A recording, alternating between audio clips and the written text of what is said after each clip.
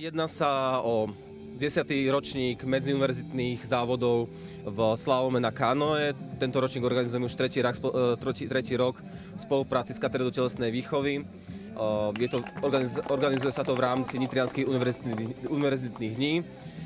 Pravidlá sú jednoduché, jedná sa o prechod od jednej bojky ku druhej, pri druhej bojke je otočka.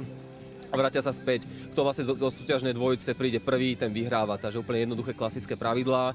A víťazi prvých miest pôjdu aj na gala večer, ktorý sa organizuje v rámci Nitrianskych univerzitných dní. Tak dneska asi budú mať súťažiaci trošku stiažené podmienky, najmä kvôli vetru, ktorý je dneska dosť silný. Minuloročné také nehody boli najmä prevrátenie člnu, čo myslím, že tento rok bude tiež hroziť, ale dúfame, že súťažiaci to zvládnu a že všetko dopadne dobre a nikto nebude namočený.